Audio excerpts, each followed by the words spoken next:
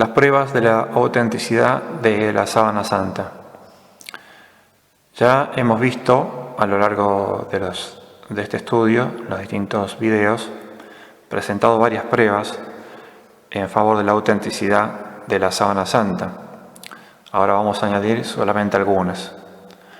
Queremos decir que ya el puntapié inicial de los estudios científicos en el siglo XIX, que fue el descubrir que la sábana es un negativo fotográfico, es una prueba irrefutable de autenticidad, porque la fotografía fue descubierta, inventada en el siglo XIX. Mal podía entonces simularla un pintor medieval. Además, no se puede, tendría que haber pintado sin ver lo que estaba pintando, al ser un negativo fotográfico. También podemos citar como ejemplo de lo que ya vimos, de prueba de autenticidad, el hecho de la concordancia, de la fidelidad de la sábana santa con los estudios contemporáneos de medicina y fisiología, como también la arqueología. Queremos decir, tomemos como ejemplo las llagas de las manos. La pintura tradicionalmente las coloca en las palmas, pero hoy sabemos que los clavos atravesaron las muñecas, tal como aparecen en la sábana santa. Alguien que hubiese querido simular, que hubiese querido hacer un fraude, no las hubiese pintado en las muñecas, porque iba en contra de toda la tradición pictórica. Otro ejemplo es el que nos da la polinología. Como hemos visto, el polen depositado en la sábana traza fielmente el itinerario de la sábana santa desde Jerusalén hasta Turín, hasta Europa. Eso, imposible que se le hubiese ocurrido a alguien en la Edad Media poder simular esa trayectoria de esa manera. Pasemos entonces ahora a algunas pruebas, la Santa Síndone y el arte. Hasta el siglo VI vemos que las representaciones pictóricas o escultóricas de Nuestro Señor nos lo muestran muy joven, imberbe y con pelo corto. De ello tenemos ejemplos en las catacumbas y en los mosaicos. Sin embargo, luego del siglo VI, se lo comienza a representar de más edad, con barba y pelo largo. ¿A qué se debe ese cambio? Al hecho de contemplar la sábana santa, es decir, que el artista ha tenido frente a sí el rostro divino. Ian Wilson considera que hay unas 15 particularidades, comparando la sábana santa con pinturas, frescos y mosaicos bizantinos, que fundamentan la llamada teoría iconográfica, ya postulada por Paul Vignon a comienzos del siglo XX, es decir, el hecho de que la sábana santa haya sido la fuente del arte cristiano. Por ejemplo, el triángulo invertido en la frente con uno negro dentro, que se encuentra en la mayoría de las obras comparadas. Otros detalles: la raya transversal en la frente, el orificio nasal izquierdo más dilatado, la línea transversal que atraviesa la garganta, los mechoncitos de pelo que caen sobre la frente, la zona ausente de barba, la barba partida, etc. Veamos ello en el Cristo de Dafni, que está en el mosaico de la cúpula. Si los artistas de esa época pintaron con esos ojos tan desmesurados el rostro de Jesús, aun cuando resultara un tanto grotesco, es porque respetaban la imagen modelo que consideraban sagrada. Por eso hoy día encontramos una gran semejanza entre las pinturas que conocemos y el rostro de la sábana santa.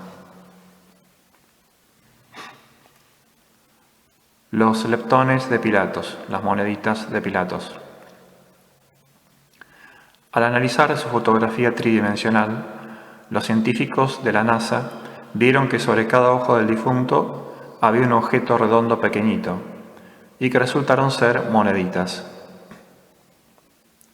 Los judíos acostumbraban colocar sobre los párpados de sus difuntos algún pequeño objeto para mantenerlos cerrados.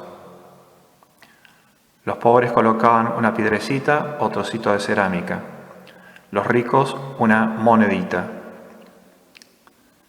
Y es interesante señalar que el uso de la moneda desapareció en el siglo II, es decir, que nos está dando una pista histórica sobre la sábana santa.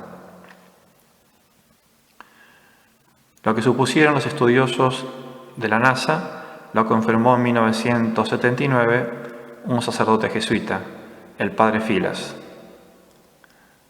Este jesuita logró determinar que sobre el ojo derecho había un leptón mandado acuñar por Poncio Pilato en el año 29. En efecto, se ven 4 letras: Y, C, A y latina, Icai, y un báculo llamado litus que los augures empuñaban al proceder a sus augurios. Ahora bien, se sabe que solo Poncio Pilato hizo acuñar este tipo de leptón, este tipo de monedita. Normalmente los dibujos de los leptones eran palmeras, ánforas u otros adornos. Y respecto a las letras, encajan bien con la inscripción de los leptones que conocemos, ya que dice, se puede leer, de Tiberio César.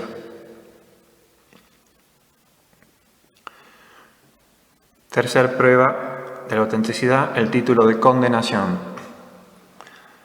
En el rostro se han descubierto algunas letras que el padre Aldo Marastoni, profesor de literatura antigua de la Universidad Católica de Milán, ha descifrado. Sobre la ceja derecha se ven 3 letras hebreas seguidas de un signo de puntuación. En medio de la frente, 2 inscripciones en latín, Iv e Iber, probablemente parte de Tiberius.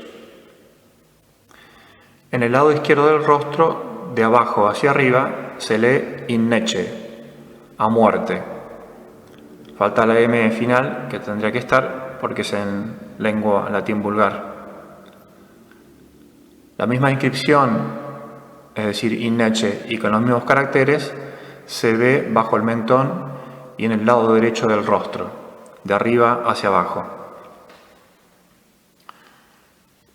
La foto tridimensional del rostro deja ver a la izquierda, yuxtapuestas a Innece, ciertas letras latinas, restos de la palabra Nazarenus, nazareno. No se sabe con certeza cómo se han podido imprimir esas letras.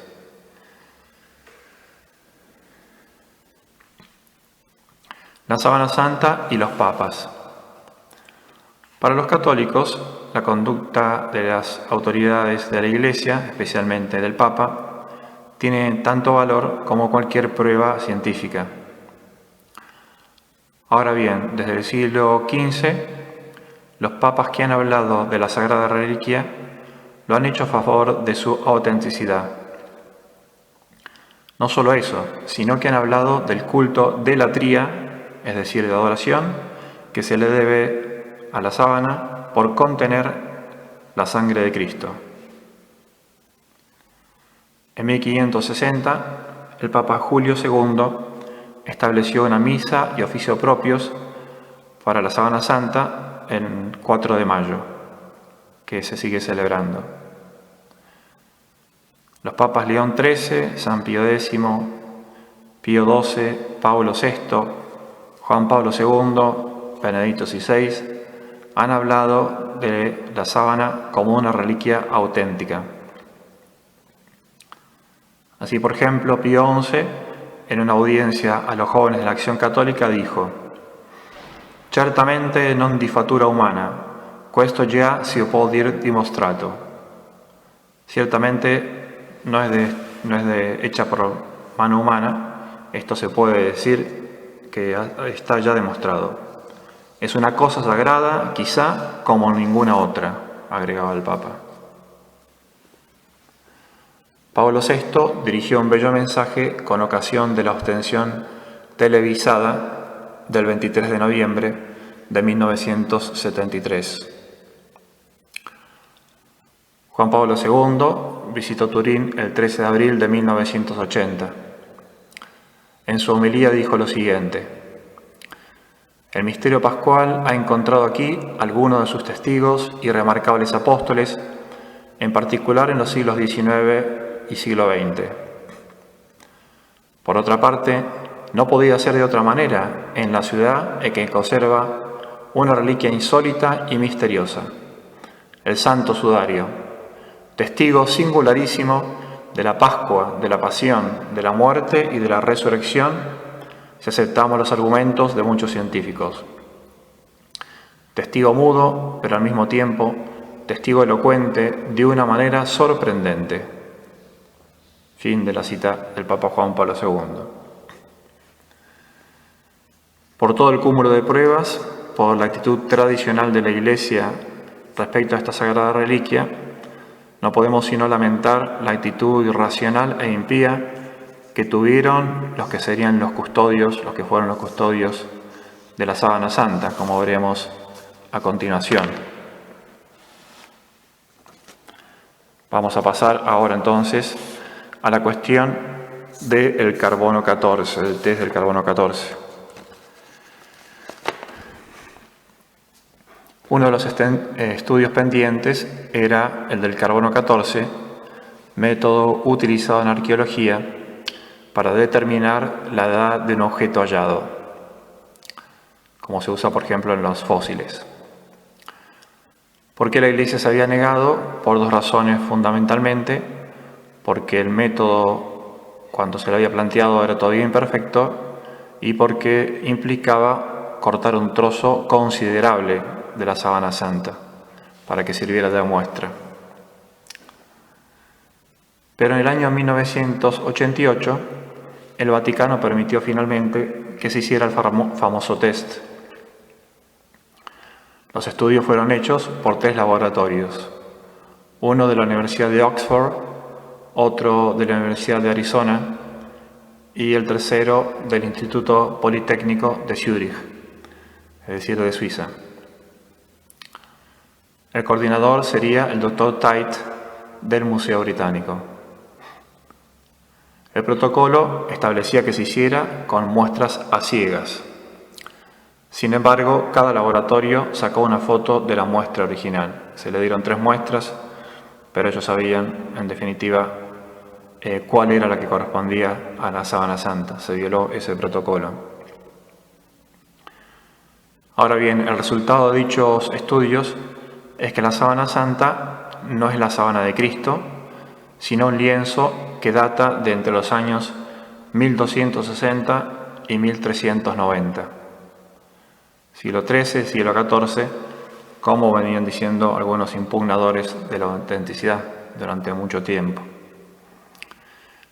Así lo aseguró Tait, así lo repitió el cardenal Ballestrero en su conferencia de prensa del 13 de octubre de 1988. El cardenal agregaba que de todas maneras, aunque fuese un fraude, la Iglesia iba a continuar rindiéndole culto como un objeto más de piedad, lo cual nos parece absurdo. ¿Cómo puede fundamentarse una devoción bien ordenada en base a un fraude, ¿no? Digamos de paso también que se cometió esta tropelía de dar el resultado de los estudios hechos por los 3 laboratorios antes de comunicarlo a la Santa Sede. Lo cedía público, a publicidad, antes de comunicarlo a aquellos que habían encargado el estudio. ¿Qué decir acerca de este veredicto? En primer lugar, que muchos científicos ponen en cuestión la eficacia del test del carbono 14, tanto en sí mismo como para la sábana santa. El mismo Dr. Levy, que es el creador del método del carbono 14, dijo que no era aplicable a la sábana santa. En el caso de la síndone, porque se trata de una tela, que es una materia muy poco apta para dicho análisis, como diríamos más abajo. Pero además, la muestra dada a los laboratorios no era la adecuada, ya que se trataba no del tejido original, sino de una franja añadida en el siglo XIV. Aún más, ninguno de los tres laboratorios llevó a cabo el pertinente estudio físico-químico para detectar la contaminación de la sábana, realizar la purificación adecuada para después analizar la muestra.